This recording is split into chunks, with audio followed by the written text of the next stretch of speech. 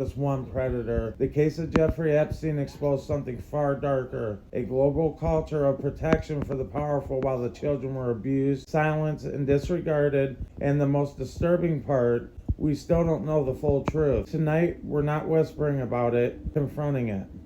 Epstein didn't operate in isolation, and he operated in plain sight.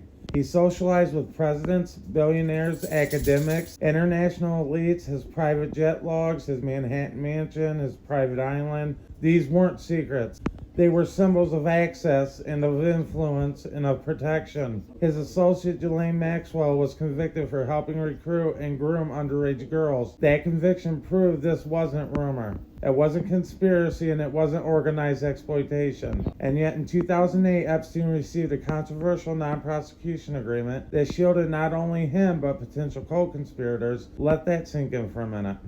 And while the victims carried trauma for life, this wasn't just a legal failure, it was a moral collapse. This came in 2019 when Epstein died in federal custody. The officials ruled a suicide inside one of the most secure detention facilities in the country, where there was cameras that supposedly malfunctioned, guards failed to check on him, and the protocols broke down. Negligence at its best, my folks. A catastrophic failure at minimum. And then the world is just supposed to move on from that.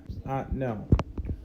This is not about guilt by association, being in a photograph or a flight log that does not equal criminal wrongdoing. But the allegations require evidence. Justice requires due process. But power, protecting power, that's real. Institutions looked away and the financial system processed money, and the elite circles maintained access for years. And the victims, the young girls, were dismissed, intimidated, and ignored. That's an outrage. The case didn't just reveal a predator, it revealed a system that bends when the rich and powerful push hard enough. And it's not just an American issue.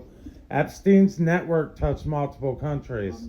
The implications stretched across borders and across governments and across industries. If powerful people anywhere enabled abuse directly or indirectly, they must be held accountable and investigated, period. We just cannot have VIP exemptions. Here's what we cannot do. We cannot let this fade into another headline that disappears. Demand transparency, support investigative journalism, and stand with the survivors. Reject the intimidation. Power only survives in darkness. Accountability only happens in light. If you believe no one is above the law, and no billionaires, not politicians, not royalty, then share this, keep asking questions, and keep demanding answers. Because if we stop pushing, they stop answering, and we cannot and must not stop.